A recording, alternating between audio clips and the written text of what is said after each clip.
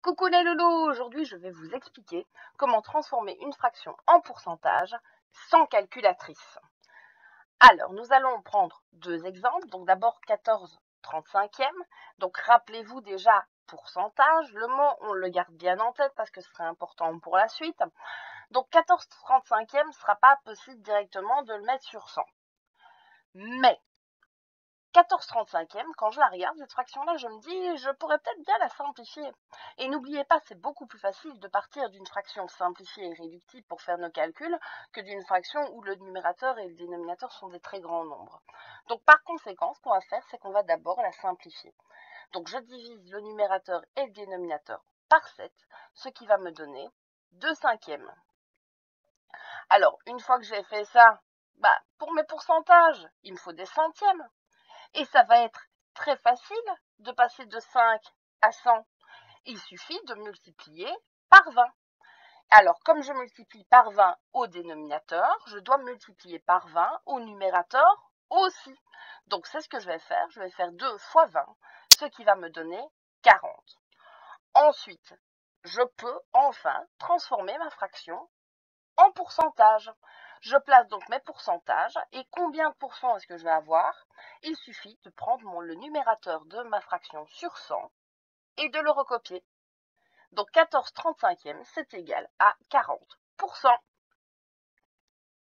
Alors nous allons maintenant prendre un deuxième exemple. Il y a des moments où on ne saurait pas remettre la fraction directement sur 100. On ne peut pas trouver de fraction équivalente où on peut avoir un dénominateur qui vaut 100.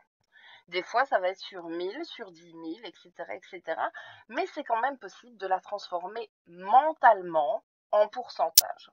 Donc ici, l'exemple suivant, 325e, on ne saurait pas le remettre sur 100. On ne peut pas la simplifier et on ne saurait donc pas la remettre sur 100 directement.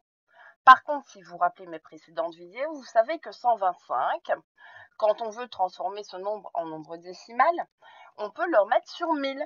Parce que 125 fois 8, c'est égal à 1000. Donc, par conséquent, c'est ce qu'on va faire. Donc, 125 fois 8, ça fait 1000. Et pour avoir ma fraction équivalente, je vais multiplier mon numérateur 3 par 8 aussi, ce qui va me faire 24. Alors, une fois que j'ai fait ça, j'ai 1000 au dénominateur. Moi, ce que j'aimerais bien avoir, c'est 100. Alors, rappelez-vous, dans une fraction, on peut faire plus ou moins ce qu'on veut, du moment qu'on multiplie ou qu'on divise le numérateur et le dénominateur par le même nombre. Alors, moi, ce qui m'intéresse, c'est d'avoir un dénominateur qui est égal à 100. J'ai 1000. Donc, qu'est-ce qu'il faut que je fasse? Il faut que je divise par 10. Donc, c'est ce qu'on fait. Pour passer de 1000 à 100, je divise par 10.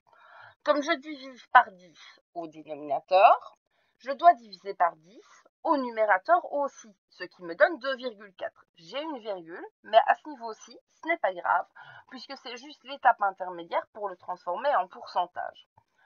Donc ensuite, je mets mes pourcentages et je vais faire comme dans l'exercice précédent, c'est-à-dire que je vais reprendre mon numérateur et je vais juste le recopier.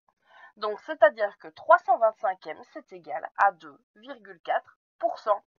J'espère que cette vidéo vous a bien aidé et à bientôt pour d'autres vidéos mathématiques.